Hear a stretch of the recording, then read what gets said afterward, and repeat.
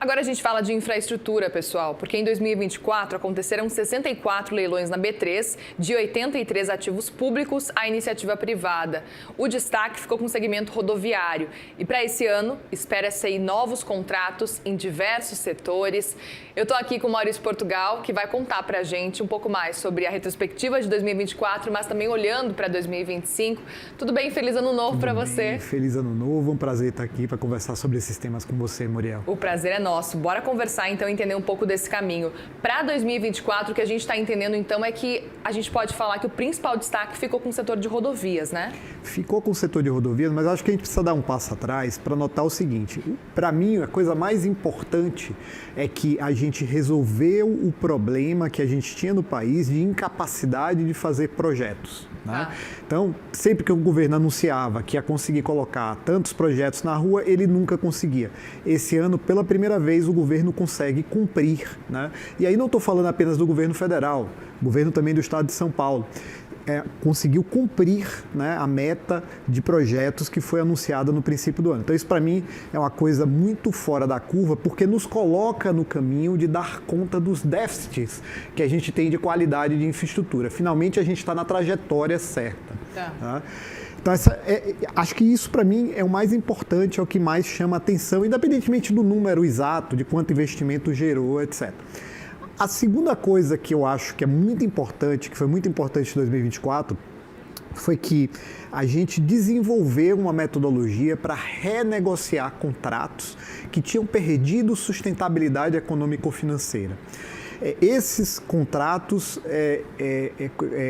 por conta da dificuldade de se extinguir contratos públicos, esses contratos eram quase que, eu diria assim, cadáveres insepultos, né? Eles ficam desatualizados, assim, desatualizados, o concessionário não conseguia fazer os investimentos e terminava prejudicando o usuário. Então a gente desenvolveu uma metodologia para renegociar esses contratos, mudou substancialmente o nosso direito em torno dos contratos públicos. Então isso é a segunda coisa que eu acho que a gente fez em 2024, que é um ponto de inflexão muito forte em relação ao que a gente tinha no passado. A gente pode falar que esse ponto dessa adaptação, esse aperfeiçoamento dos contratos é uma evolução na comparação com anos anteriores? Sim, é uma evolução. Como se tivéssemos agora empoderado muito mais os nossos gestores públicos para resolver problemas que de fato acontecem com esses contratos. Então isso foi muito importante. O TCU teve um papel importantíssimo nisso, o ministro Bruno Dantas, o Nicola, que é o secretário da SESEX Consenso, e o governo como um todo, a Agência Nacional de Transporte Terrestre, a ANTT, também, todos eles tiveram um papel muito importante. Foi realmente um trabalho a várias mãos, um trabalho coletivo.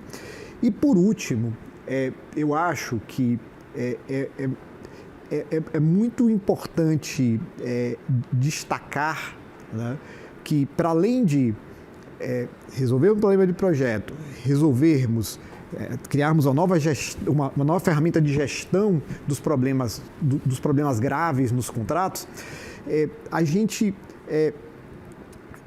melhorou de maneira substancial a qualidade dos nossos contratos, né?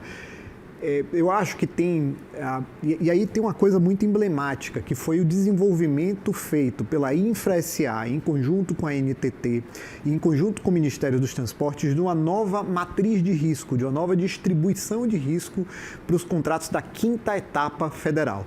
Essa matriz de risco foi usada já em 2024, ela vinha sendo elaborada desde 2023,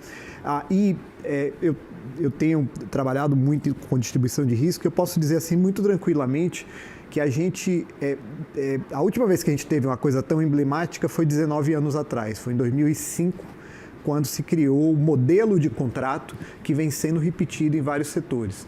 Né? Agora a gente fez um upgrade disso, com base em toda a teoria que existe sobre o tema, e realmente isso vai melhorar muito a eficiência dos nossos contratos e evitar que você tenha situações de crise difíceis de resolver que levem à renegociação desses contratos. E quando a gente olha então para o desempenho de modo geral, quando a gente olha especificamente para a infraestrutura, né?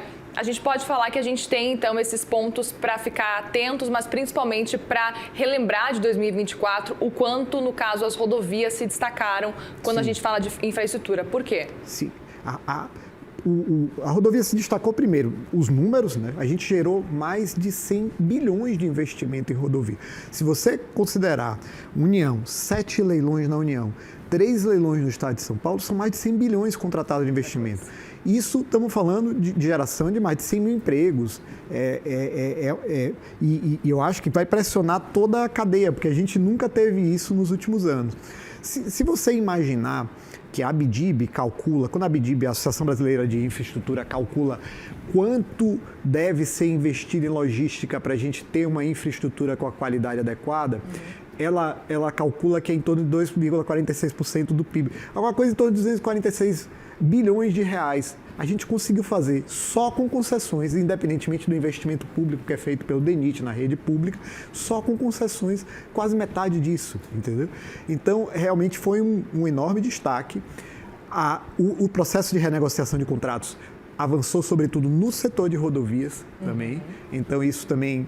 E essa distribuição de risco, que eu acho que vai se tornar padrão para todos os contratos, que foi a distribuição de risco dos novos contratos da NTT, também é no setor de rodovias. Então, eu acho que tem realmente assim, muitos marcos importantes nesse ano no setor de rodovia. O setor está de parabéns, né? As autoridades que conduzem o setor, os técnicos realmente de parabéns com o que eles conseguiram alcançar esse ano. E o que explica esse movimento tão positivo para esse ano? Olha, aí é que está. Isso é muito importante dizer, porque às vezes a gente diz, não, foi fulano, foi ciclano. É um trabalho que vem sendo, essas coisas passaram a ser tratadas como coisas de Estado e não de governo. Tá. Então, toda vez que a gente tinha uma mudança de governo federal, tinha uma interrupção de tudo que estava fazendo para revisar, para rever. Não, dessa vez... tudo que vinha sendo feito pelo pessoal, pela equipe do Tarcísio, quando ele era ministro de Infraestrutura, praticamente tudo foi reaproveitado, tudo seguiu. O governo não parou nenhum projeto. O único projeto que parou foi o projeto de privatização do Porto de Santos. Sim, né? Que era ainda um ponto muito polêmico. Que era polêmico no governo do PT, é difícil privatização, mas está se desenvolvendo um modelo de concessão do Porto de Santos, né?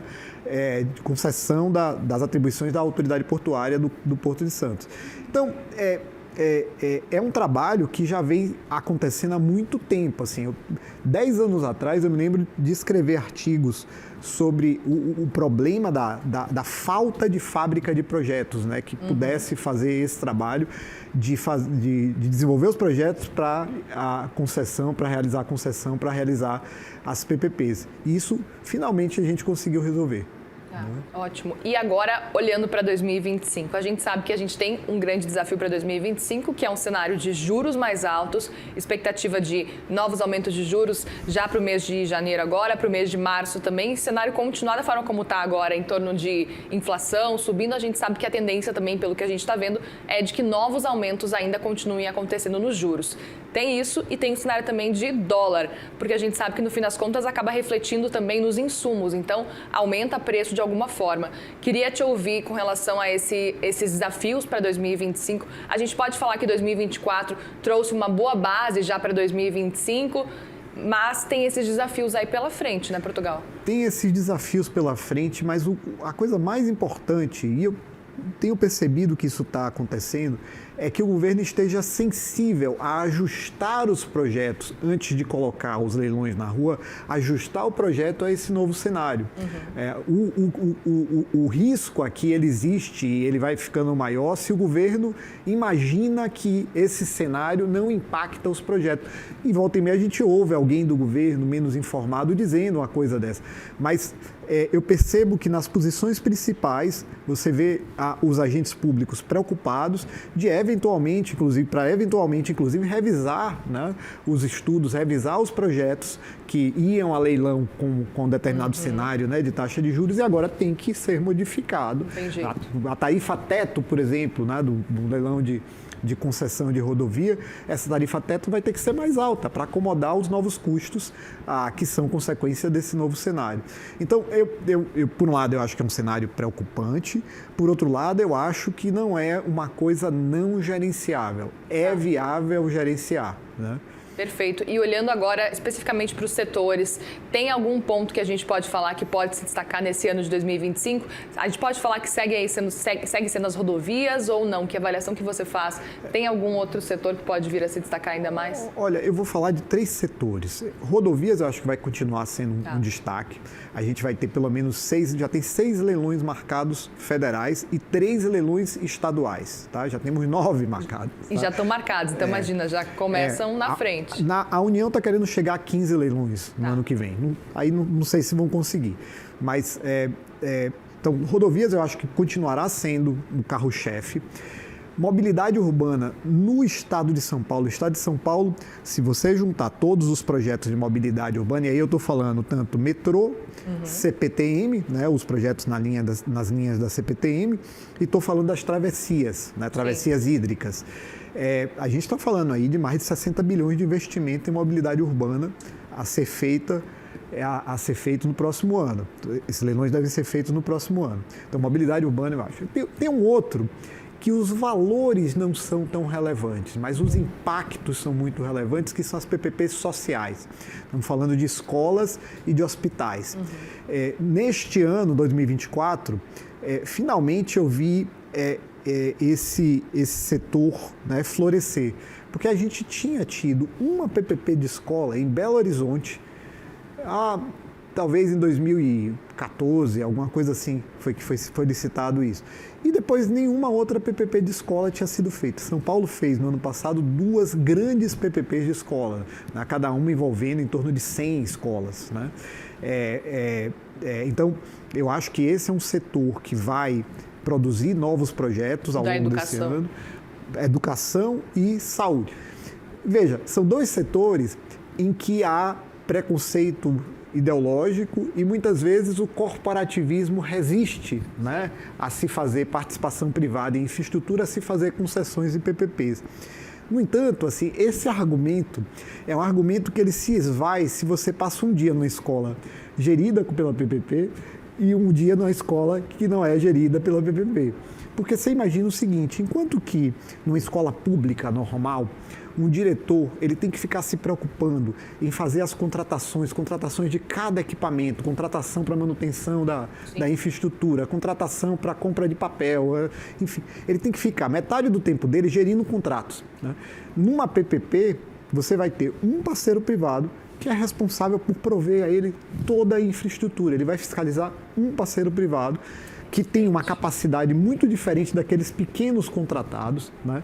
Então, o que eu percebo, e assim para mim é muito claro isso, é que apesar de se dizer que uma PPP no setor de escola é uma desestatização, na verdade ela é uma reestatização, porque ela aumenta o controle pela parte pedagógica da escola, né, de toda a infraestrutura que é necessário para que você tenha atividade pedagógica adequada. É um ponto de vista interessante de ver realmente esse cenário, que a gente sabe que época de eleição acaba sendo muito polarizado e motivo de grandes discussões, enfim, entre direita e esquerda, e é um ponto interessante para a gente ficar de olho.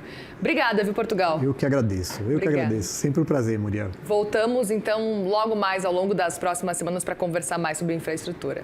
Obrigado. Obrigada.